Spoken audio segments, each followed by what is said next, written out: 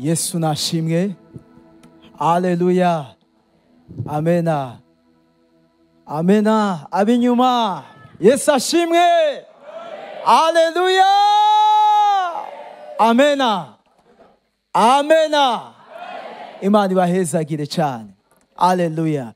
Rero turashima imana ku buntu bwayo kubw'imbabazi tugirira niyo yatushoboje kuba mu bihe nk'ibi haleluya.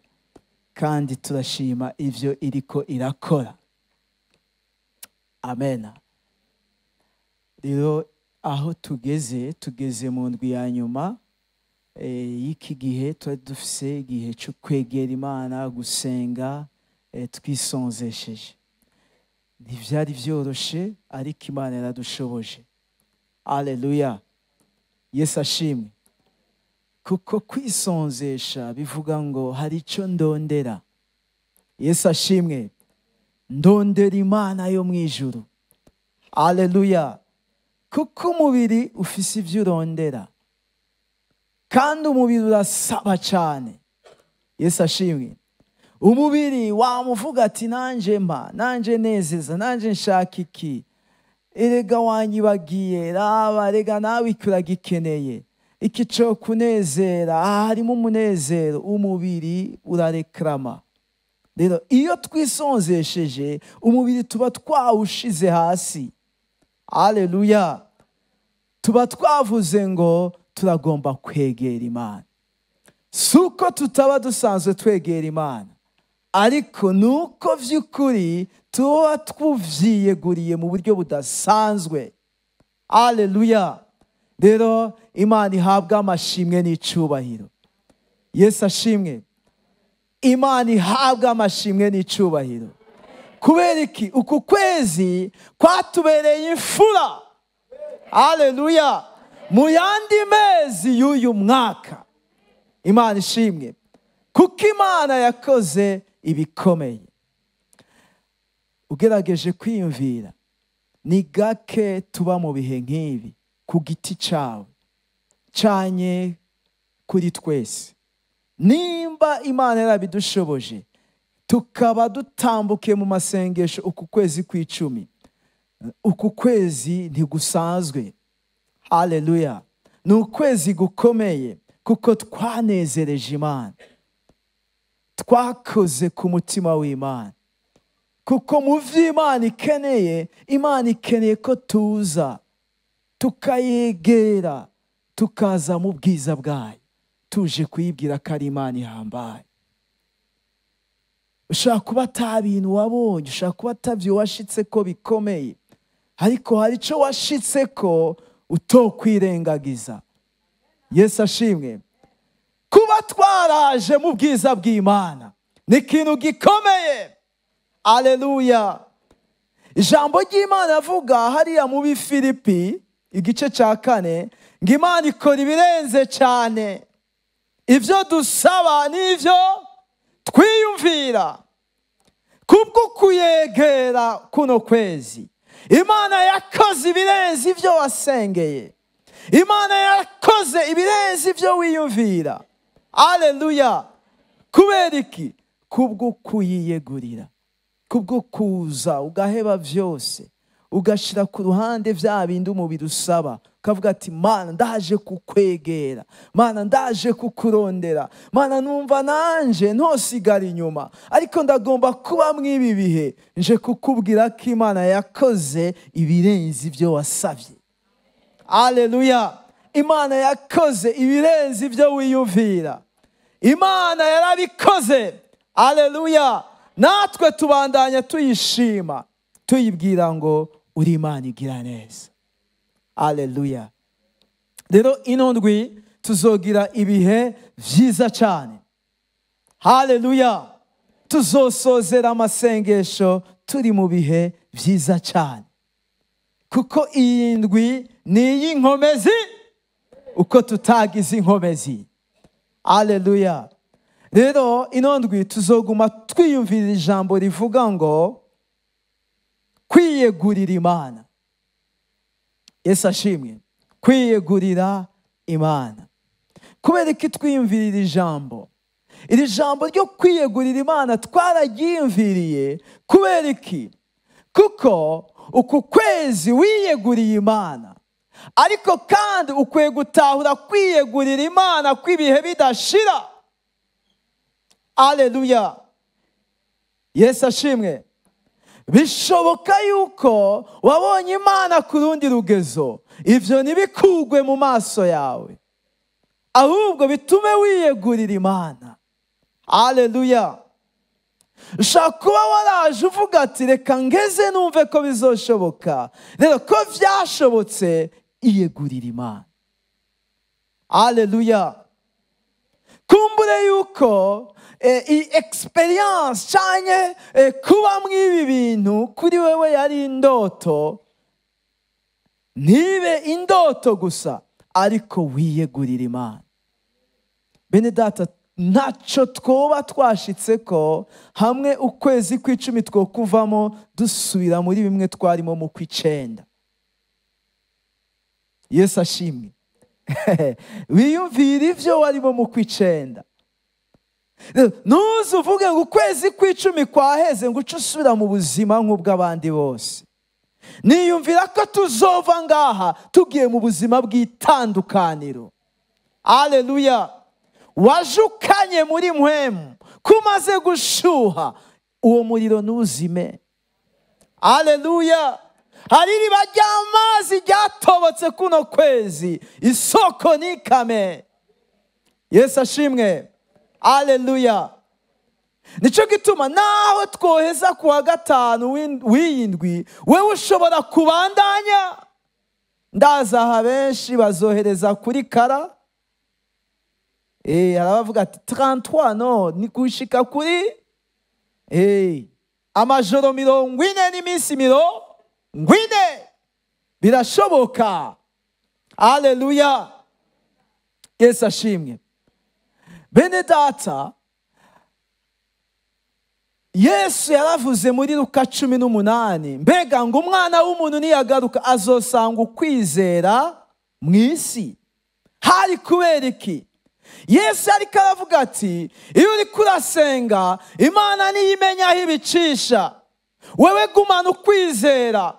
Mera nka wa mupfakazi yama kuri ya nzu ya wa mucamanza agabitanya. Uriya mucamanza yabikoze kubera uriya mugore yamuzigirije. Yesu aravuga ati, mbega ko ibi vyakoze umucamanza agabitanya, mbega so mw'ijuru. Haleluya. Ntazoruha abagirira neza naho abatevya, ariko kandi ndababwira ko atazobatevya. Ariko kandi mbega mufise ukwizera kugumaho. Yesu ashimwe. Rero nituze dusamare, ahubwo twiyegurira Imana. Ukuwiyegurira Imana uri mu bandi kuno kwezi, abari kubandanya wiyegurira Imana n'inyuma ya kuno kwezi. Haleluya. Ndabona ivyawe bishobora kuzoza ku munsi wa 34. Ndabona ivyawe bishobora kuza ku munsi wa 40. Rero uteramire ico Imana yakubariye. Gumya ico wabwiwe, gumya ico ufise. Haleluya. Rero nituze dusamare. Ico gituma inondwi tuyitanguye tubabwira kwiyegurira Imana. Ico wasengeye kiraguhamagarira kwiyegurira Imana. Haleluya. Ivyo Imana yakweretse, haba mu ijambo, haba mu ndoto, haba muri message wahawe na mwene data, kiraguhamagarira kwiyegurira Imana. Haleluya. Ndabona ivyawe bishobora gushika muri Desembre, wiyegurira Imana. Haleluya. Amen. Rero uku kwezi kwari ukwezi kuduhagurutsa kubw'ubuzima bwacu bwamaho. Haleluya. Rero ijambo tugiye kuganira ni ijambo riri aha mu ceti c'Abikorino, iceti ca mbere c'Abikorino igice ca 6, 1 Corinthiens 6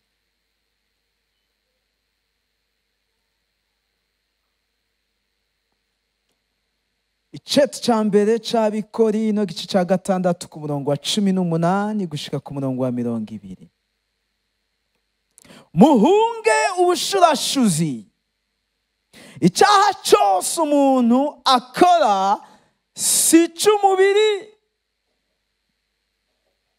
ariko ushurashura abacumuye ku mubiri wiwe. 19. Ntimuzi yuko imibiri yanyu ari insengero za mpwemu yera ari muri mwebwe, uwo mufise avuye ku Mana, kandi si mwebwe mwiganza. 20. Kuko mwaguzwe igiciro, nuko rero mushimisha Imana mu mibiri yanyu. Aleluya. Ndasubiramo 19. Nimuzi yuko imibiri yanyu ari insengero za mpwemu yera aba muri mwebwe, uwo mufise avuye ku Mana, kandi si mwebwe mwiganza, kuko mwaguzwe igiciro, nuko rero mushimisha Imana mu mibiri yanyu. Aleluya. Rero turaza kuguma tugarurira ijambo rivuga ngo mwaguzwe igiciro muri Kristo Yesu. Aleluya. Mwaguzwe igiciro. Iki cigwa c'indwi kivuga kwiyegurira Imana hamwe na hamwe cotahurika cyane, kandi umuntu yo kwifatanya naco igihe yotahurira ijambo dusomye hano ngo mwaguzwe igiciro, ngo nuko rero mushimishe Imana mu mibiri yanyu. Aleluya. Ngo mwaguzwe igiciro. Iyo bavuze igiciro cyanye le prix, ni ukuvuga ngo igiciro ni ikiguzi. Noneho ijambo ngaha rigenda ribisobanura, mwaguzwe igiciro.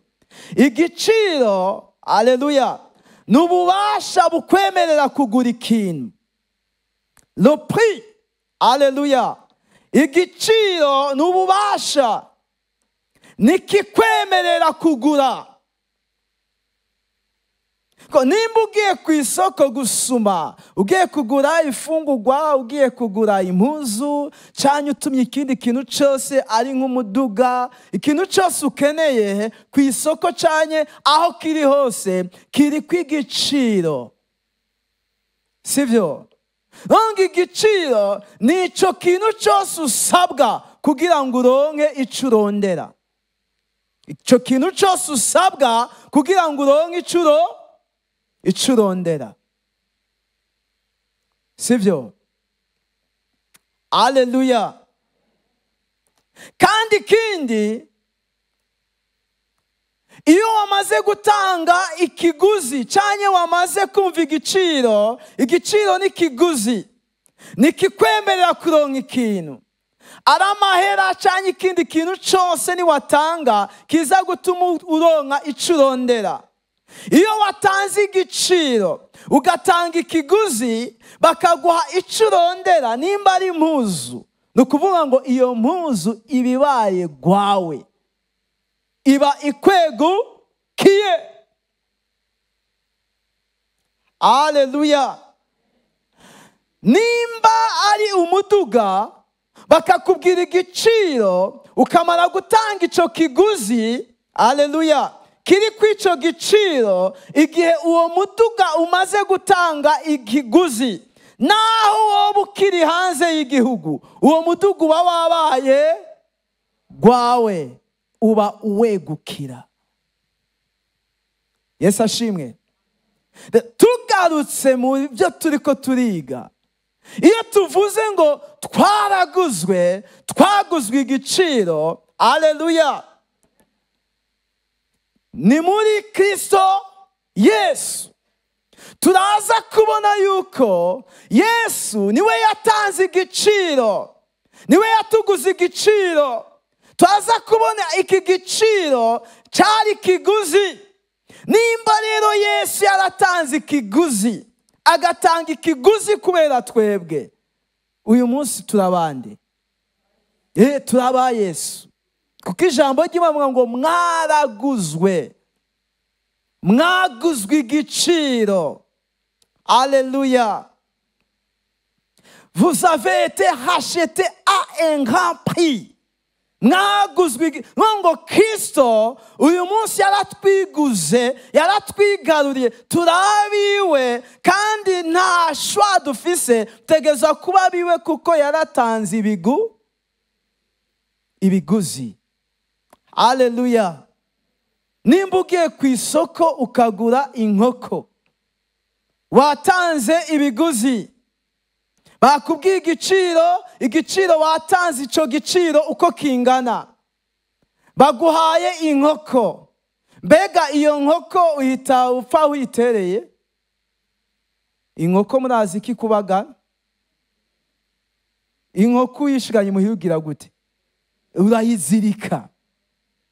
None rega natubya turi kwikamba. Turi kwikamba mu izina rya Yesu. Twaguzwe igiciro. Haleluya. Rero iyo tuvuze ngo kwiyegurira Imana, birafatanye n'iri jambo rivuga ngo wewe waraguzwe. Waguzwe igiciro. Uruwa Yesu. Haleluya. Ikiguzi gituma Yesu, haleluya, umwegukira yaragitanze. Bene data, iyo twabitahuye nivyo vyotuma twiyegurira Kristo. Amena. Ugiye hariya mu Kuvayo igice ca 19. Exode 19. Kuvayo ibice 19 ku murongo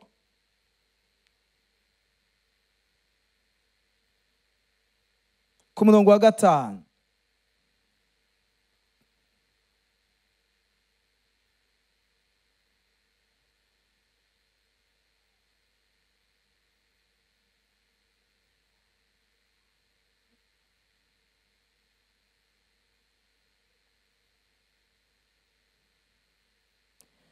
Kuvayo igice ca 19 umurongo wa 5.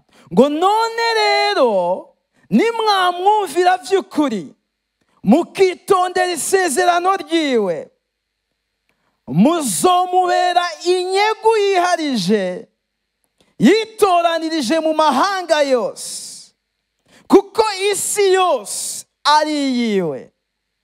Ngo muzomubera inyegu yiharije, yitoreye mu mahanga yose. Haleluya. Nukuvuga ngo ubwoko bw'Imana buvuye muri Egiputa, randevu ya mbere Imana yagiranye na Mose mu bugaragwa bw'Isinayi niyo yavuye mw'aya majambo. Imana yamubwira ati okay, ubu rero mwavuye kwa Farawo, mwavuye muri Egiputa, nimutekane. Farawo nta bubasha kibafiseko. Farawo nakibakurikirana. Umwasi nta bubasha kigufiseko. Haleluya. Umwasi nta bushobozi kigufiseko. Nukiri munsi y'ububasha bw'umwasi. Satani si waganje mu buzima bwawe.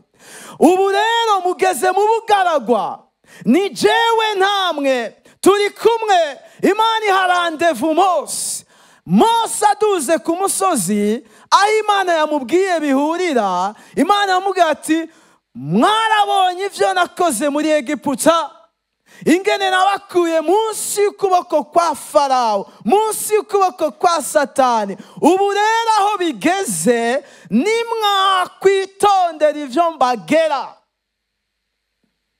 mukubaha uko nkeneye ko mubaho, muzombera ihanga, muzombera inyegu niharije, kuko muri hanga nitoranirije mu moko yose.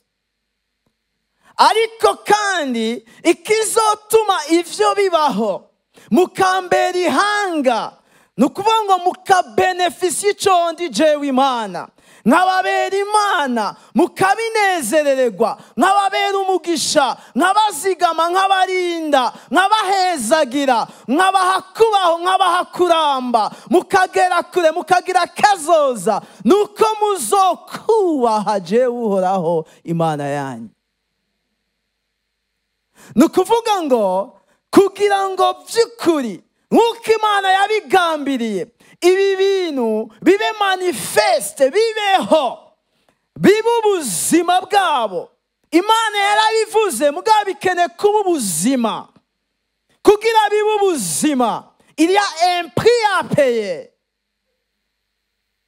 Yesu ashimwe.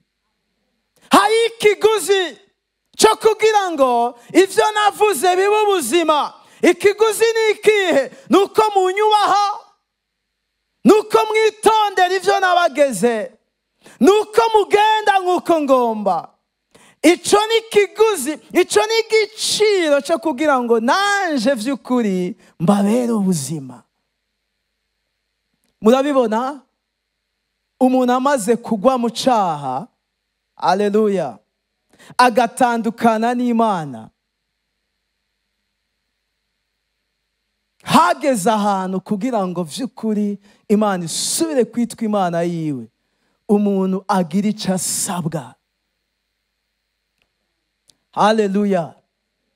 Ubundi ingene twaremwe mu bwiza bw'Imana. Umuntu yaremwe mu ishusho y'Imana. Haleluya. Dawidi igihe kimwe yarasenze avuga ati, Mana uri gitangaza, ndashimwa uburyo wandemye mu buryo bw'igitangaza. Umuntu niki umwiyumvira, wamuremye mu ishusho yawe, hahaswe gato ngo umunganishe nawe. Nubwo Dawidi yarageze ahantu yibona mu Mana, yibona mu Mana, ma source, yibona hakomoka, yibona ishusho yiwe akayibona mu Mana. Kandi niko vyari biri. Imana ire mu muntu hari mw'Imana. Imana yakuremye, muri wewe hari Imana. Aho ndiko mvuga Adamu. Muga Adamu amaze kugwa mu caha yatandukanye n'Imana.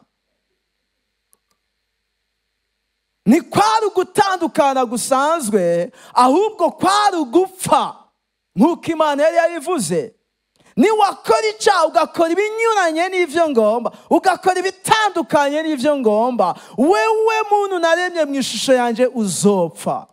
Kandi ivyo vyarashitse, umuntu arapfa muri mpwemu, atandukana n'Imana. Nico gituma rero aha tugeze aha, kugira ngo umuntu asubire n'Imana, Imana isubire kumubera Imana, kumwe Adamu yarari ahimbawe, yumva Imana, anezerewe, ari sura protection, ata kuzazanirwa, atabwoba, atagukekeranya. Ibihe nk'ibi Adamu arabitakaza, ariko kugira ngo abisubiremwo ntivyari vyoroshe. Yave un prix à payer. Hari hakenewe ikiguzi kivuye kuri wenyene. Niko hano bavuze ku murongo wa 5, kuvayo 19 umurongo wa 5, mwabibonye ngo none rero nimwamwumvira vy'ukuri, mukitondera isezerano ryiwe. Nukuvuga ngo hari ikintu cakoretse, harabaye désobéissance. Umuntu yaragiye mu vyagomba, umuntu yahize ubwigenge, umuntu yashatse kwibera uko yigombeye, agwa mu caha, yaratandukanye n'Imana. Mugabo Imana kubera ari umutunzi w'ikigongwe, iraciyumvira ku muntu, iracamukeneye, iracakeneye ku muntu vy'ukuri aba mw'isezerano n'Imana. Ngo nimwamwumvira vy'ukuri, mukitondera isezerano ryiwe, muzomubera inyegu yiharije. Suko Imana itamuremye ari inyegu yiharije, ariko hari ico yatakaje. Ura kugira ngo agaruke, haleluya, mu kirere c'Imana, biramusaba kugira asubire muri alliance, biramusaba kugira gute? Kumvira. kwitondera ivyo Imana yihanikirije. Ibi rero iyo turiko turaraba murabizi ko umwana w'umuntu atabishitseko.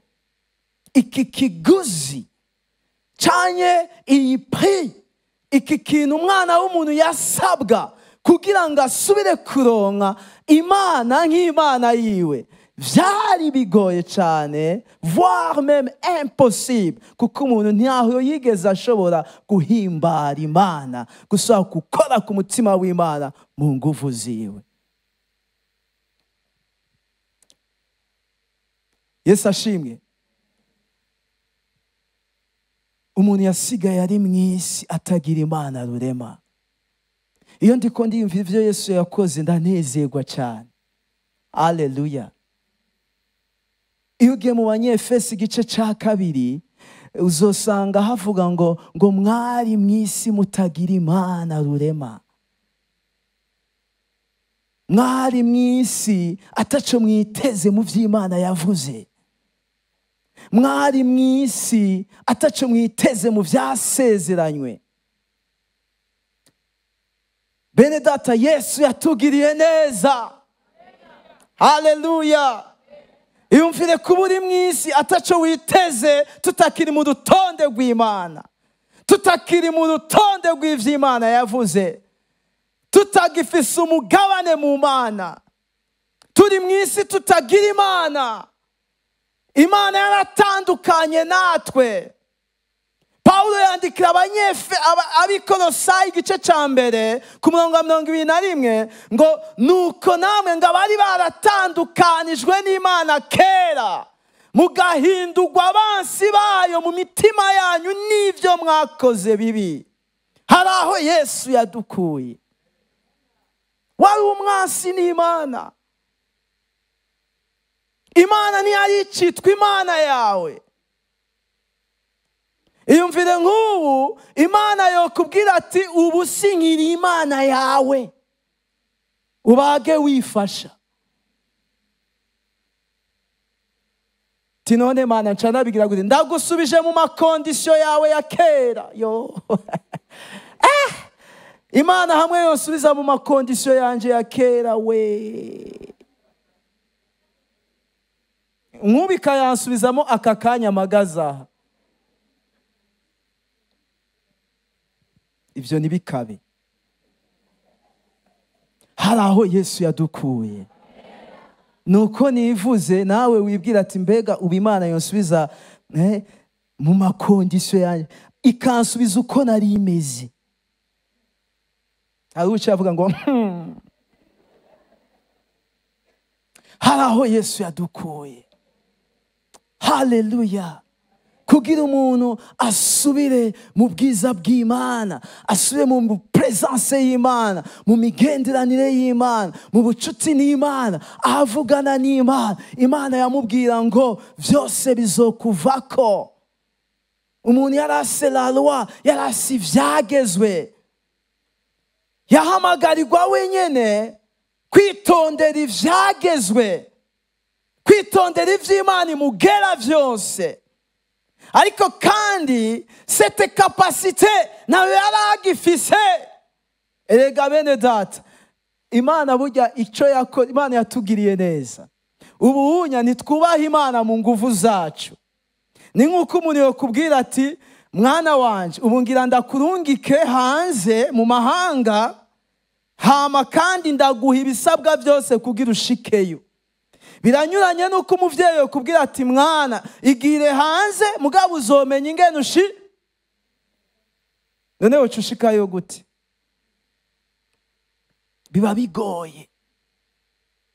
Mugabo Imana yavuze ati ndabakunda, uyu munsi ibyo narinda basaba ndabibahaye, muzobikoresha kwa ndabibahaye, muzobigenderamo kwa ndabibahaye. Umuzonyubaha kubera nshize kubaha Imana muri mwebwe. Nayo ubundi Imana iriko isaba abantu ivyo badashoboye, ivyo badafise. kugira ngo subire kwitwa imana yawe. Musore mwitwa ihanga, inyegu yanje, abantu niharije. Bibasaba iki? Bibasaba kunyumvira. Mugabo umuntu asabwa kumvira iyo kapasite, ubwo bushobozi bwo kubaha Imana ntabwo afise muri we. Ni nk'uwoja kwatsa imodoka itagira igitoro. Umunsi wa mbere imodoka inkamirako, umunsi wa mbere nyene nja mu modoka igakama, naciye mpamagara umumekanisi, mfasha ndabira. Tisha uri kuratugora kwera uduhamagara imodoka yakamye ibitoro? We nawe uwo umuntu w'umugabo n'ubwanwa nuzi kuraba ko imodoka yakamye ibitoro? None iyo modoka wayikuye? Nimba ariyo wagabiwe utazi, we nuzi kuraba imodoka kirimo ibitoro? Rero imodoka itarimo ibitoro nigenda. Nushobora kubaha Imana, haleluya, atari ibiguhaye. Nimba twubaha Imana niyo yabiduhaye. Nimba duhimbaza Imana niyo yabiduhaye. Ico turi niyo yakiduhaye. Ico yatugize niyo yakiduhaye. Haleluya. Ariko aha tubona umuntu asabwa ikiguzi cyo kugira Imana imwemere, mugabe ico kiguzi umuntu ntaco afise, naho yogikura. Byari bigoye. Yesu ashimwe. Byari bigoye. Kubera ko umuntu yari yapfuye, muri we yari afise kamere zizana ibyaha gusa. Kamere zizana kubaha Imana muri we zari zaragiye. Yari umunyavyaha, yari umuntu w'inyama n'amaraso. Ingene bubaha Imana muri we nta vyari birimo. Haleluya. Ikiguzi c'ingene bubaha Imana, c'ingene Imana ibana n'abantu, c'ubucuti n'Imana, c'ingene Imana mugendane n'Imana yawe, igutabara, ikugirira neza, ikaguhitira ukaryama. Murazi ko tutaryama, ikaguha apeti. Murazi ko indya zaza ntiturye. Murazi ko twambara ntitubegwe twagerageje, tukakora amapomaje tukiruka, mugabo mu mutima tukaguma tufumbereje. Kuko akaba karabaye kabereye indani. Wapfiriye aho utoshika, aho ata mwana w'umuntu yoshika. Nico gituma iri jambo rikomeye rivuga ngo twaguzwe igiciro muri Kristo Yesu. Mu yandi majambo, igiciro, le prix à payer kugira ngo Imana yitwe Imana yawe, ni Yesu yatanze ibiguzi. Wewe wasabwa gutanga ibiguzi kugira Imana ikwemere. Ivyo biguzi naho wabikura, naho wigeze kubironka. Byari bigoye, byari bidashoboka kuronka ibiguzi. Imana kuko ari umutunzi w'ikigongwe. Haleluya. Itegura ibiguzi bituma yitwa Imana yawe, ibitegurira muri Yesu. Twaguzwe igiciro. Haleluya. Ngo Bibiliya itwereka yuko amaraso ya Yesu, haleluya, nico giciro, nivyo biguzi Imana yashoboye kwakira kugira ngo Imana isubire kwitwa Imana yawe. Uyu munsi Imana yo mwijuru ni Imana yawe kubera Yesu yatanze ikiguzi. Ikiguzi yatanze ni ikihe? N'amaraso yiwe. Ico gituma uyu munsi mbyuse mu gatondo ndiko ndasenga, mbyuka mvuga ati Mana, ndi umwana wawe. Warakoze, ndagushima aho wankuye, ndagushima aho wansanze. En échange, Dieu naco natanze. En échange, c'est Jésus qui a payé. Haleluya! Yesu niwe yagukuye mu bupfuvyi, mu kwihebura, mu ntegenye, mu kunanigwa, mu kaboregwe, mu gutabwa. Yesu niwe yagukuye hanze munsi y'ibiganza vya Satani, munsi y'umuvumo. Yagukuye mu rupfu. Twaguzwe igiciro. Haleluya. Yesu ashimwe cyane. Icete ca mbere ca Petero, icete ca mbere ca Petero, igice ca mbere ku murongo wa 18. Bene data, biratahuritse. Haleluya. igice cya mbere cya Petero igice cya mbere ku murongo wa 18 haravuga ngo muzi yuko ibyo mwacungujwe ngo muve mu ngeso zanyu z'imburakimazi mwarazwe na ba sogokuruza atari bishira nk'ifeza cyangwa izahabu ngo kugira ngo tuve mu cyaha tuve munsi y'umuvumo w'icyaha tuve mu rupfu rw'icyaha ikiguzi ni cyatanzwe twebwe cyatanze Yesu aha bakoresheje gucungurwa yatugiriye mu gishingo Imana yavuga ati tanga ibiguzi kugira ngo nkwemere Yesu atanga ibiguzi aragucungura kugira wemerwe. Haleluya. Bene data rega amajambo araryoshe. Aya majambo araryoshe. Burya ni ibintu byinshi turondera mu buzima bwacu. Kandi aho umuntu wese burya afite icyo arondera. Aho umuntu wese arafite ikintu avuga ati arota avuga ati Mana iki kintu ndashaka kizoshike. Aha nta muntu n'umwe avuga ati nukuri byarakwiye. Nta uhari yo bari umubeshi. Burya umwana w'umuntu ntahaga. Aho umwe wese afite akantu avuga ati nukuri Mana aka kantu hamwe wo kamfyondera. Akagusa koba kabaye kibirengeye mugabo nta kantu koba kibire Imana ikeneye kuba kibirengeye mu buzima bwawe. Ubundi yabiri jambo nk'uburyo tunyengetereye tukavuga ati nukuri ndi mwisi ifise Imana naho bya bindi bitaraza worema worema. Ubundi twe dufise ibintu ducunze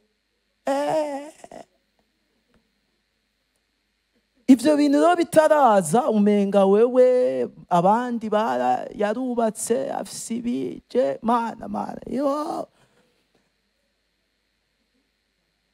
hari ibintu ducunze ariko Imana nikeneye ko ugira ibintu ucunze. Imana ikeneye kuyihimbaza ukanezerwa ko ufise Imana. Haleluya. Ku buryo bya bindi naho bitoza woguma uvuga ati dufise Imana.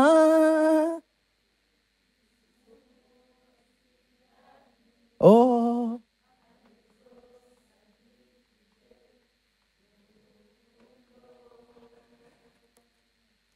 ubundi yaravuze ngo naho mu mukuku hoburayo ngo naho mu mukuku hoburayo naho mu ruhongore hoburayo hohenebera umuzabibu ntube isukoni mu mirima ntihagire ikivayo. Nzonezerwa iki? Nzonezerwa Imana yaje. Kristo cyamuzanye si ukugira wubake ko n'abapagani barubaka. Kristo cyamuzanye si ukugira urongore n'abapagani bararongora. Ubundi kurongora ni ibyo kwitega si umutwaro. Je naragize umutwaro w'umugore ndagira umutwaro ndaremerwa ku buryo sigara niruka inyuma y'abapagani. Mbonye umukobwa nkiruka gushikaho pastori duhura arambwira ati icara hasi. Umugeni si umutwa hageze Imana iramu. None Adamu yaragize umutwaro w'umugore. Nta mutwaro w'umugore abaho. Ubundi umutwaro twari dufise Yesu yarawikoreye. Haleluya. Bibiliya ngo yatugiriye mu gishingo. Il a payé le prix. ikiguzi Yesu yatanze si cyo kugira ngo uronke parcelle quelque part, si cyo kugira ngo ube engagé quelque part, si cyo kugira ngo uronke umwana. Ikiguzi Yesu yatanze cyari cyo kugira ngo ube mw'isi ufise Imana rurema, ufise Imana rurema. Niyaba twarakishijwe kugira ngo turonke ibintu n'abapagani, ahubwo twoca twisubirira hanze tukarindira aho abapagani barindiriye. Ariko twebwe turi hano kuko dufise Imana. Yesu arampagije. Haleluya. Yesu arampagije. Ibintu bizoza ryari, bizoza hageze, kandi n'ibyo turondera Imana ntiyabibona ko bikenewe. Kuko hari ibyo turondera Imana iriko iraraba ibona bidakenewe. Rero iyo tuvuze ngo twaguzwe igiciro, ni ukuvuga ngo Yesu yatanze vya biguzi umwana w'umuntu yasabwa hariya twahereye, kugira ngo ubinyegu yiharije y'Imana, ubihanga ry'Imana, ubu umuntu Imana yitoreye ngaha mw'iyi si. Zaburi iravuga ngo naho data na mama bona Imana izonyi, uri umuntu Imana yitoreye. Kandi ntiyagutoye muri bake, yagutoye mw'isi. Haleluya. Yagutoye mw'isi. Igice cya mbere cya Petero, igice cya mbere niho nariko ndasoma ku murongo wa 18 ngo muzi ko ivyo mwacungujwe ngo muve mu ngeso zanyu z'imburakimazi mwarazwe na ba sogokuruza, atari bishira nk'ifeza canke izahabu, ako mwacungujwe amaraso y'igiciro kinini, nk'ay'umwagazi w'intama utagira agasembwa canke ibara, niyo ya Kristo. Haleluya. Bene data, biratahuritse. Twaracunguwe. Ni ukuvuga ngo uyu munsi dufise Imana. Ntituri ngaha nk'abantu baje kurondera Imana itaboneka, twaje guhimbaza Imana yacu. Uku kwezi ntitwiyeguriye Imana comme demande, nk'abantu baje kubata Imana mpa nk'abasabiriza. Twegereye Imana nk'ubwoko bwayo, twegereye Imana nk'abana bayo. Ico nico cibanze. Hama na vya bindi tukavyereka Imana. Mugabo aho duteba ni mu busabane bwacu n'Imana, ni mu bucuti bwacu n'Imana, ni mu kugira neza kwacu n'Imana, ni mu vyo yadukoreye, ni mu vyiza vyose yadukoreye, kuko iyo Mana igira neza. Haleluya. Rero twaguzwe igiciro.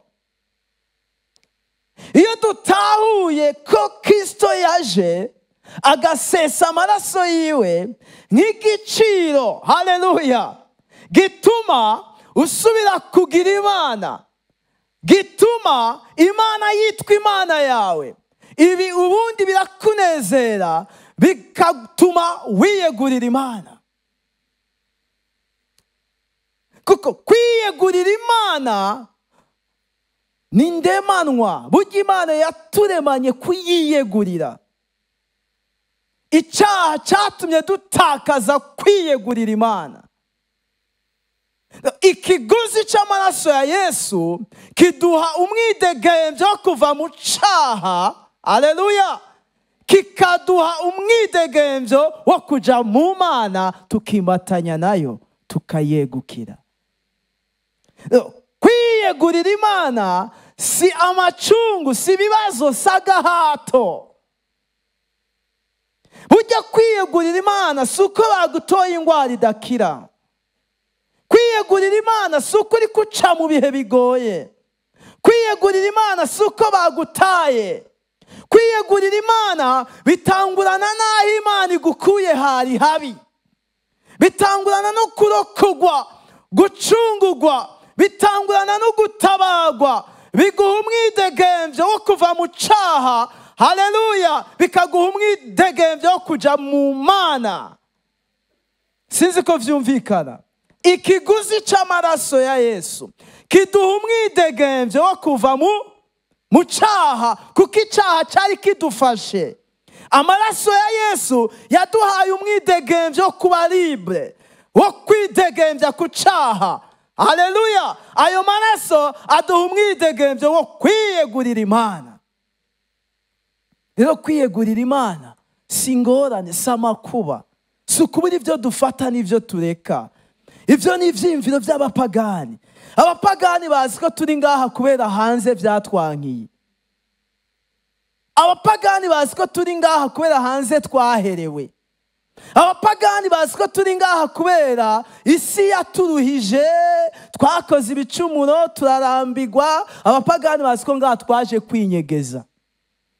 Ntitwaje kwinyegeza isi. None isi bayinyegeza mw'ishengero. Erega mw'ishengero burya haragoye gushika. Mw'ishengero haragoye je kugira nshika aha vyarangoye, ngira we vyarakoroheye. Kuza aha burya ni kure cyane. Paraporo yaho hanze burya gushika aha n'urugendo rurerure. None we waje ngaha mw'ishengero umaze, erega iyo tuvuze mw'ishengero ni mugakiza. We waje ngaha mugakiza umaze imyaka ingahe? Je naje ngaha imyaka 30, ngira yoba yaburamo nk'ibiri. None mwiyo myaka 28 nari nta mashengero yari ahari. Yariho gusa nari kure. Wewe waje vyoroshe. Aha n'umuntu ari ngaha cirondera burya kugira aze n'umugobera ntaza vyoroshe. N'utarakizwa araha aza kumviriza burya ntaza vyoroshe. Hari umuntu amubwira ati burya utaje vya bintu ntavyo nzoguha. None twemwe aza ko twaje kubera iki? Hari ibintu vyatumye tuza, mugabo Imana iraducakira. Utaje akazi nakuzoronka, utaje fiançailles je nayo nzinjiramwo, banzuze bakwigishe bonane n'abapastori. Urumva? Aha ni kure. Ni kure. Nico gituma kuba turi ngaha n'ubuntu dusimana. Haleluya! Imana yatugiriye neza. Twaguzwe igiciro. Ni vyiza ko twiyumvira ivyo Yesu yakoze. Yesu yarapfuye kugira tubeho. Yesu yatanze ubugingo bwiwe kugira tuburonke. Yesu yashesha amaraso yiwe ngo tubeho dufise Imana. Iyo ataba amaraso ya Yesu, tuba turi mw'isi tugowe, tuba turi mw'isi y'amarira, tuba tubihiwe nk'abandi bose. Ariko uyu munezero uva mu biguzi Yesu yatanze. Yesu yatugiriye neza. Nico gituma tuvuze ati iyi ndwi ni indwi yo kwiyegurira Imana. Haleluya! Ni ibintu bikomeye cyane. Twiyegurira Imana kuko Kristo yatanze ibiguzi bituma twitwa biwe. Twiyegurira Imana kuko uyu munsi Imana, haleluya, atahandi dufise twoja, kuko Imana yatubereye Imana nziza.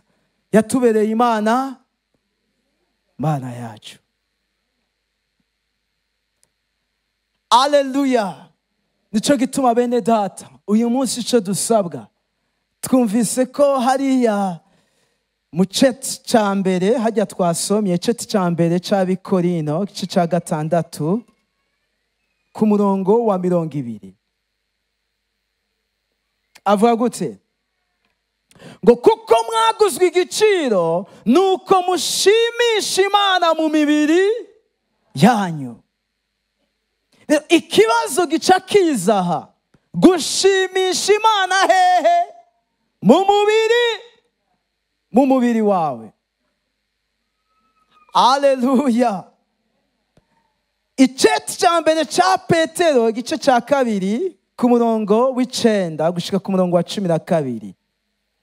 Iceti ca mbere ca Petero igice ca 2 ku murongo w'9 avuga gute? ariko mweho muri ubwoko bwatoranijwe, muri abami n'abaherezi, muri hanga ryera. Mwavyumvise? Turi ubwoko birakomeye. Turi ubwoko bwatoranijwe,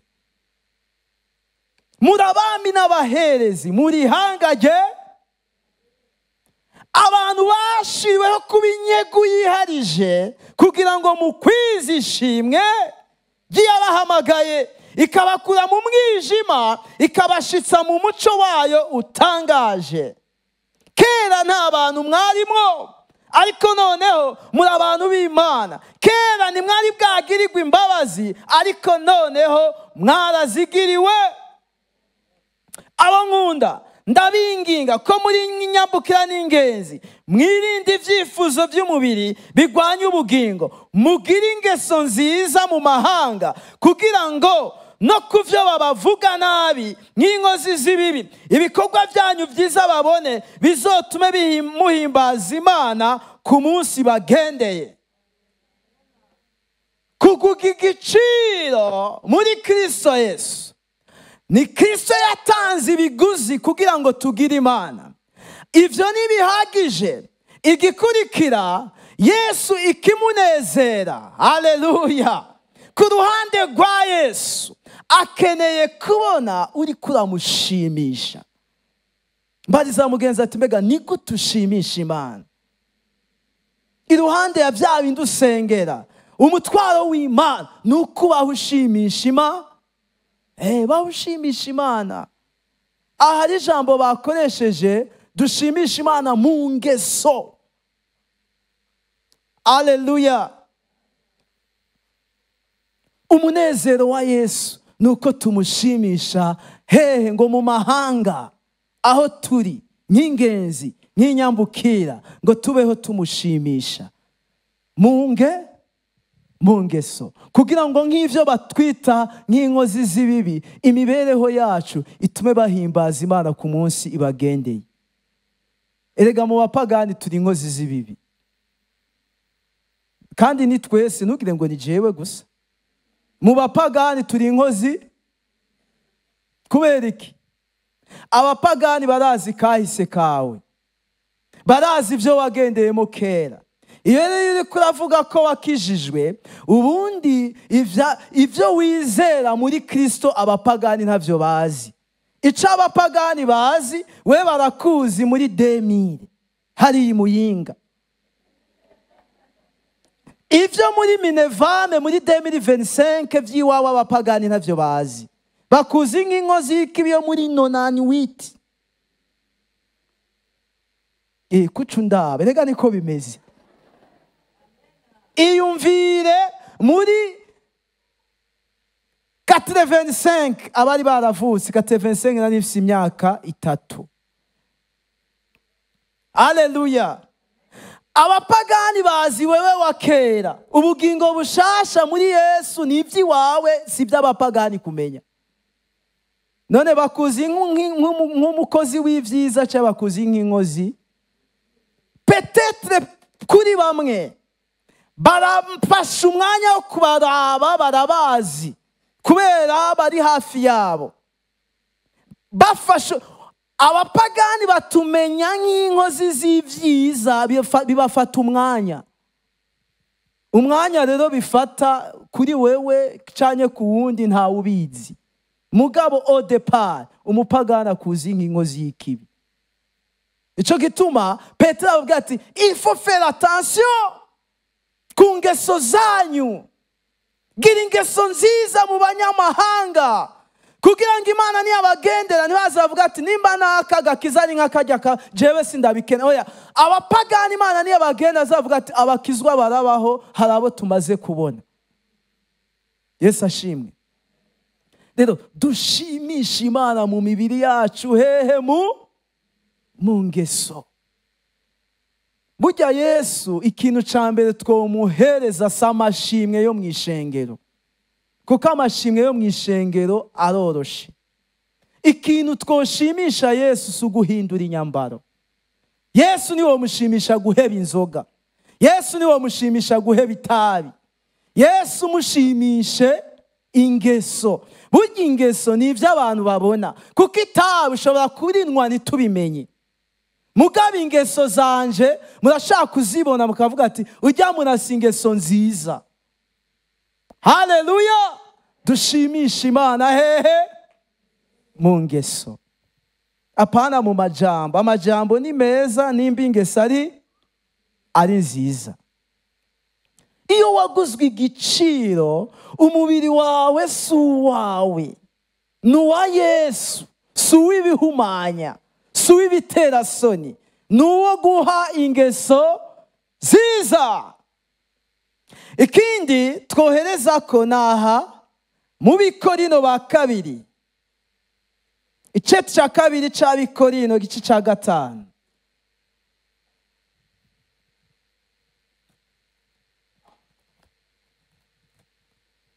De Corinthiens 5 verset 11.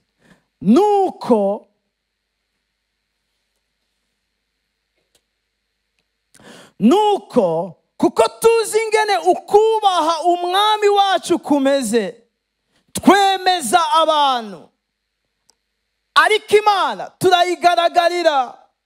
Kandi rero nizigiye yuko tugaragarira n'imitima yanyu. Ubu hageze gushimisha Imana ingene dukorera Pawulo avuga ati turagaragarira Imana bikayishimisha, ariko kandi dukeneye no gushimisha Imana mu kubabera ibyitegererezo, mu kubabera, mu kugaragarira imitima yanyu. Nitwongera kubishimagiza ko, ariko tubaha inyanduruko y'ingene mwokwirata ku bwacu, kugira ngo mubone ibyo mwokwishura abirata ibyo ku rukoba, batirata ibyo mu mutima. Namba dusaze iby'Imana, namba dufise ubwenge ni mwebwe dukorera, kuko urukundo rwa Kristo rutugobera. Kandi icyo tuzi tudakekeranya ni uko umwe yapfiriye bose, nuko bose barapfuye, kandi cyatumye apfira bose kwari ukugira ngo abariho babeho batacinezereza, ariko babeho banezeza uwabapfiriye akabazukira. Bene data, tunezereza umwami mu kugira icyo tumaze hano ku isi. Yesu ashimwe. Kugira icyo umaze ngaha ku isi, ubwa mbere ni ruhande y'uwo mwicaranye. Pawulo avuga ati ikitunezera ni uko imitima yacu iratwirata. Imana ishaka ko tugera ahantu uwo mwicaranye mu mutima wiwe akwirata. Haleluya! Urukundo rwa Kristo ruratugobera. Hama hari ikibazo ko urukundo rwa Kristo rugobera igice cy'abari mu ishengero gukora iby'Imana, gukora ibikorwa by'Imana, kwitaho abera, kuba bikimaze mu mubiri wa Kristo. Abandi ikindi gice ni ba nyandwi, baca baba abakristo bo kwa Mungu. Kuba umukristo wo kwa Mungu ntibyari bibi, mugabo ukwiye gukura ukaba umukristo w'ibihe byose. Haleluya!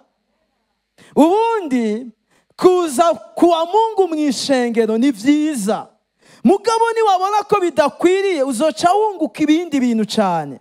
Uzoca utangwa kwiyumvira ati mbega naka ko nakimubona arihe. Haleluya! Mbega mu ishengero ko tugenda tukabona ibintu byose bisa neza, burya bikora bande? Mbega burya muri biro kwa pastori hakora nde? Uca wibaza utubazo. Mbega burya bijya ni bande bakoropa mu ishengero? Mbega burya tuwarete yo ku ishengero ninda isukura? Mbega tujya dushugwe turi hajya hanze ninda dutera? Iyo uvuye mu mukristo wo kwa Mungu gusa ucugira ibindi vyiyumviro by'ahantu imitima y'abantu ikunezerererwa kubera uri dynamique mu bwami bw'Imana. Iyo waguzwe, burya ikintu waguze ubwa mbere ukigura kugira ngo kikunezere, ubwa kabiri ugigura kugira ugikoreshe. Twaguzwe igiciro kugira ngo Yesu adukoreshe. adukoresha utuntu duto duto, adukoresha ibiko, adukoreshe ntituruhe. Bene data, dutegerezwa kuruha dukorera Imana. Mbwira mugenzi ati, nimba utaruha ukorera Imana, nturi kurashimisha Imana. Erega uza kuwa Mungu nturuha, none uza kumviriza gusa nturuha. Dutegerezwa kuruha dushimisha Imana. Nimba utaruha uri kurya abandi imitsi. Haleluya. Erega kugira muhembwe ku mushiro muba mwarushe.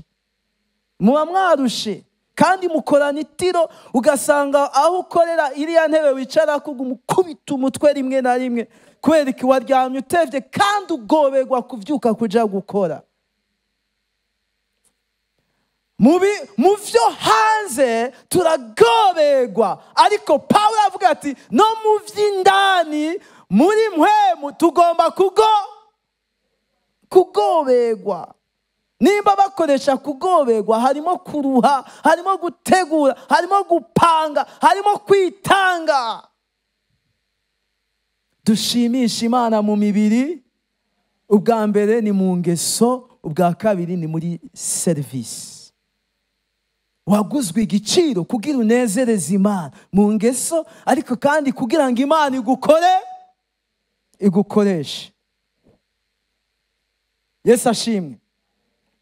Haleluya. Umwe wese ngaha nk'uko ukwezi kw'amasengesho kohera avuga ati nukuri nanje ndagomba kugira ikintu nkora mu ishengero, kubyo ninaseruka imbere y'Imana nzobwira Imana ati Imana burya kariya kantu mu ishengero ni je nagakora, kandi sinagakora ku gitsure, burya nagakora kubera natahuye ko amaraso ya Yesu yasesetse kugira ngo nkugire Mana, kugira mbe mwisi ndagufise. Kandi kuba mwisi ndagufise nararuhutse, narindemerewe, nacengira amahoro ku mutima, nangura kugira apeti, nangura kuzandyama nkasinzira. Imana nizovuga ati none warisinzira gusa ukaguma wisinzira, none nta kintu na kimwe wamaze. Ugira icumari ubwami bwi, kuko waraguzwe kugira ngo ntubeho uko wigombeye, kugira ube igikoresho c'Imana. Imana ibahezagire. Amashi menshi ku mwami wacu Yesu Kristo. Haleluya. Dusaba abaririmbyi baze badufashe kugira ngo turangize by'ukuri duhimbaza Imana, twongere twisengere. Haleluya. Ubuzima tutanguye, bamwe kumbura ibi mwari mwarabitahuye, kubasigaye uku kwezi kuze kudukure ngaha turi abantu biyeguriye twiyeguriye Imana. Kubera iki? Kubera twatahuye yuko twaraguzwe igiciro. Yesu yatanze ibiguzi bituma tumwegukira. Haleluya. Yesu yatanze ibiguzi bituma tumwegukira. Haleluya. Reka tuvyaguruke bene data, uduze ibiganza vyawe. Turaza gusengesha isengesho rigufi mugabo rivuye hehe? Rivuye ibwina mu mutima wawe. Haleluya. Nimba utokwifuza gusubizwa mu buzima bwa kera, kujya uvuga ati nukuri hamwe no kwisanga nasubijwe hahandi, noba ibara ryo bariguye, uvuga ati rero Mana kubw'ivyo nukuri ndagomba kugira umwete w'ubwami bwawe, umwete w'ingeso nziza, umwete w'ubwami bwawe, umwete w'inzu yawe. Reka uduze ibiganza ubwire Imana ati Mana ndagushimiye, waranyiguze. Niryo sengesho rigufi rivuga ati waranyiguze, naguzwe igiciro.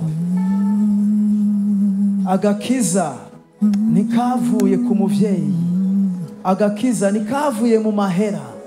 Dufite ibintu byinshi twaguze, muga agakiza nikagugwa. Agakiza n'amaraso ya Yesu.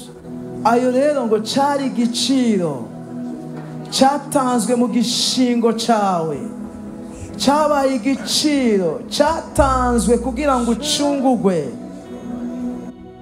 Reka usenge uvuga ati naracunguwe, narahariwe. Ndagushima Yesu. naracunguwe, Haleluya. Dumwana w'Imana, Ntusamare, uduze ibiganza byawe, Dumuraganwa ubwire Imana ati Mana ko naguzwe na Kristo, sinyira uwanje, sinyira uw'isi, sinyira uw'umuntu kanaka, sinyira uw'ikintu n'ibintu kanaka. narahariwe, naracunguwe, Dumwana w'Imana, senga duze ijwi ryawe, Dumuraganwa na Kristo, yakuguze igiciro. none nduwidegemvye, narahariwe, naracunguwe,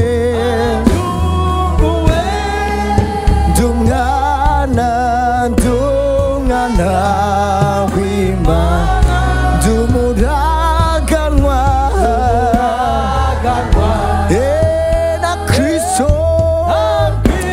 Hallelujah. None ubu ego mwami, jewe narahariwe, naracunguwe. Hallelujah.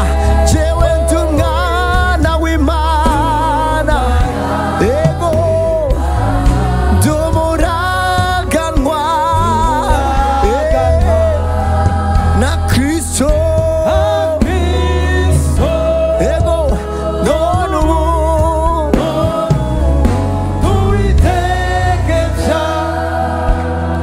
Ikintu cya mbere tugiye gusengera ni gushima Yesu. N'akanwa kawe umubwira ati warakoze kuncungura, ndaguhaye amashimwe, ndaguhaye icubahiro. Ingeso zanje zari zinyica, abo twagendana barabanyica, umubiri wanje kubona utaragwaye ndagushima. Ingwara z'ivyaduka warazinyijije, mushime mubwire ngo iyaba nyiri muri vya bindi simba nkiriho, kuba narakumenye ni ivy'igiciro. Ndagushima Yesu, ndagushima Yesu. Nari mu bazimiye nk'intama, nari narazimiye, nari mwishayo y'ivyaha, nari mu kinogo, nari narashaye, nari narakwamye, nari munsi y'ububasha bwa Satani, nari mwirinde ry'ivyaha, nari munsi y'umuvumo, nari mfuye, nishwe n'ivyaha, nishwe n'ibicumuro. Ndagushima Yesu, warakoze. Nari umwasi n'Imana kubera ibyaha vyanje, nari naratandukanijwe n'Imana, nari naratawe n'Imana, nari narahebwe, nari mw'isi atavyizigiro, atamahoro, atamunezero, nari mw'isi mu vy'Imana yavuze, ivyiza Imana yateguriye abayubaha, nari hanze yavyo, nari ntandukanye navyo. Mu buntu bw'Imana nari hanze, mu mbabazi z'Imana nari hanze, mu mugambi w'Imana nari hanze, mu rukundo rw'Imana nari hanze, mu kugira neza kw'Imana nari hanze. Nari mu vyara vya Satani, nari umukozi wa Satani, nari umukozi w'ikuzimu, nakoreshwa n'abadayimoni, naganzwa n'impwemu mbi, nari mpfuye, nishwe n'ivyaha, nari mu mwiza, nari umwana w'umwiza, nari umwana w'umwiza, nabarizwa muri Gehenomu. Ndagushima Yesu, aho wansanze, aho wankuye, sinibagira aho wankuye, sinibagira ibyo wankoreye. ndagushima waminduriye ibihe waminduriye amateka waminduriye iminsi yanje yari mibi uyigira myiza wamaye iminsi y'umunezero wamaye ibihe by'umunezero warakoze shima yaguhinduriye amateka yaguhinduriye ibihe iminsi yawe yayikuye mu bwiza iminsi yawe yayishyize haleluya mu muco n'uri umwana w'umwiza uri umwana w'umuco nawe n'uwanje haleluya ibya kera byose byaraheze byose byahindutse bisha nduwiwe nawe n'uwanje twese hamwe ibya kera byose byahindutse haleluya nduwiwe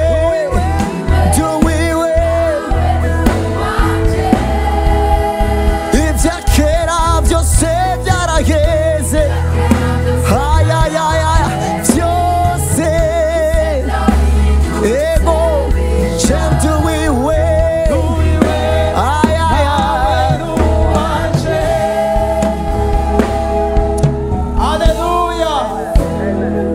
ikindi kintu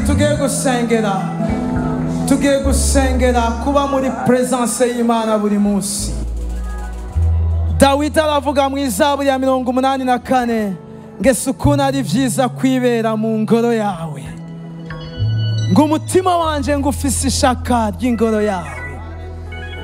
Kubera ko iri sengesho rikenewe nuko duhamagarirwa gushimisha Imana mu mibiri yacu. Ingeso zacu nizoba nziza tutari mu ijambo, tutari mu masengesho. Reka uduze ibiganza ubwira Imana ati Mana, nanje ndagomba kubaho ngushimisha mu ngeso zanje.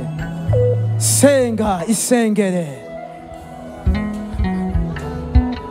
Mwishengero uragororotse, mu muhani wanyu senga ugororoke, mu kibano senga ugororoke, ku kazi aho ukora senga ugororoke, iyo uri mu nzira ugenda senga ugororoke.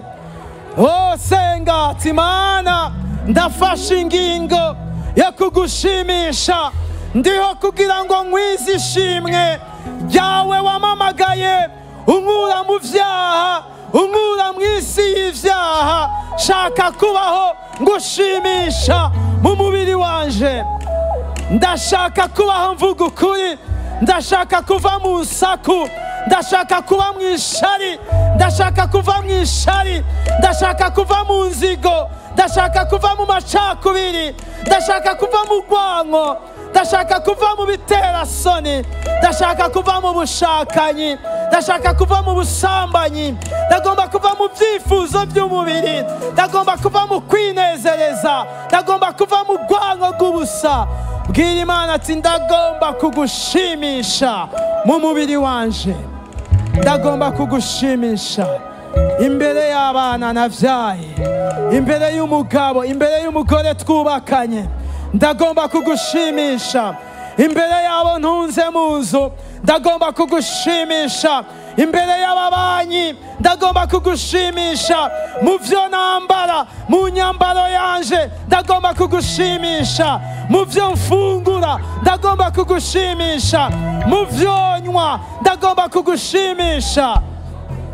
Senga mwene data, senga, senga isengere, senga ubwira Imana ati ndagomba kubaho ndagushimisha, ndiho kugira ngo nkwize ishimwe. Nagushimisha ku rugezo kanaka, ndagomba kuduza ishimwe, ndagomba gukwiza ishimwe, ndagomba ko ishimwe riduga, ndagomba ko ishimwe riba ku rundi rugezo. Ishimwe, ishimwe, ishimwe ry'uwamamagaye, ishimwe ry'uwanyitangiye, ishimwe ry'uwanyiguze, ishimwe rinkura mu vyaha, ishimwe rinkura kure. Warakoze Mana.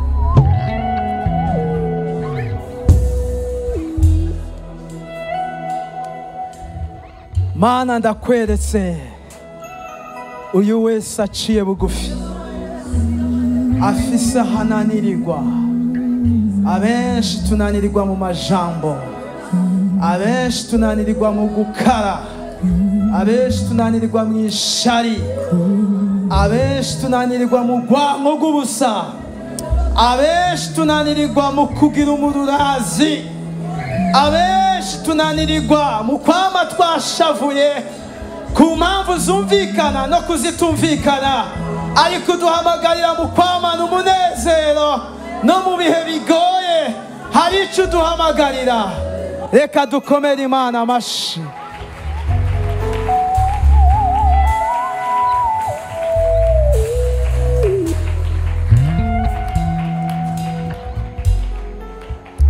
Isengesho rya nyuma ry'uno mugoroba, isengesho rivuga ati Mana ndakeneye ishaka ry'inzu yawe. Reka uduze ibiganza.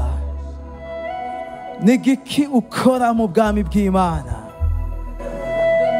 Aha twese dufise ishaka ry'ivyo twokora bizana amafaranga.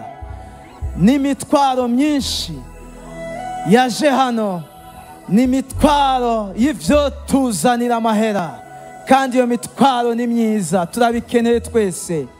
Ariko iruhande y'ivyo urakeneye ishaka ry'inzu y'Imana, kuko imbere y'Imana ntuzesherukana ishaka ry'ishirahamwe ukoreramwo. Mu bwami bw'Imana ntuzoserukana ishaka ry'urudandazwa rwawe. Mu bwami bw'Imana uzoserukana ishaka ry'inzu y'Imana.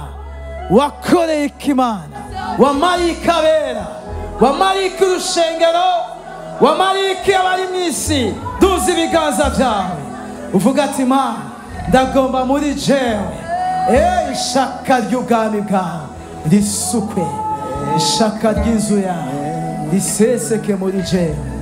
Uvuge ngo ndakira ishaka ry'ubwami bwawe, ndakira ishaka ryo kugukorera. Ino ndwi n'indwi yo kwiyegurira Imana, uyiyegurire mu gikorwa, uyiyegurire dans le service. Hari igihe uvuga umenga byondusha, icyo byonsaba kiriho mugabo kirangora, ndabibona mugabo biragoye. Imana yarabimbwiye mugabo nta kuntu nobikora. Tuzobikora kandi n'ukuruha tuzoruha, ariko dushobozwa byose n'Imana iduha inkomezi. Uwavuze ngo dushobozwa n'Imana nuko bigoye rimwe na rimwe. Undi aravuga ngo dukorere Imana mu gihe gikwiriye no mu gihe kidakwiriye. Washatse gukorera Imana mu gihe gikwiriye warabibuze. Haguruka ukorera Imana mu gihe kidakwiriye, mu gihe kigoye, mu bihe biremereye. Haguruka ukore, haguruka ubere umugisha mwene data, haguruka ukorera abandi, haguruka ubeho serivisi. Waraguzwe, Imana yarakuguze, waguzwe amaraso y'igiciro ngo Imana igukoreshe, ngo Imana ikugire igikoresho. Duze ibiganza byawe wakira igikorwa muri mpwemu, akira igikorwa muri mpwemu. Umwe wese ngafise ikimwerekana ko mpwemu, akira igikorwa muri mpwemu, akira ingabire muri mpwemu, akira ibango muri mpwemu, akira gukorera abandi muri mpwemu, akira kwitanga muri mpwemu, akira ubutame bw'ubwami bw'Imana muri mpwemu. Komera Imana amashi.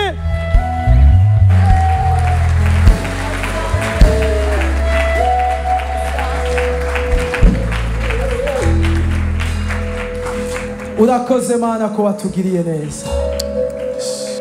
Ntitwokwiyegurira tudatahuye ko kurya umuntu agura ibintu kugira bimwegukire.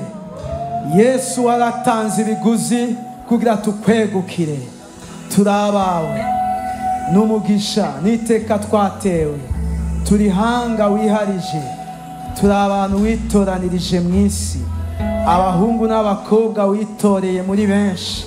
Twagiriwe ubuntu igihe abandi bagipfira mu vyaha, tutazi igihe bazovayo. Twebwe wadukuye mu vyaha, turi inyegu yawe, turagomba kubaho tugushimisha.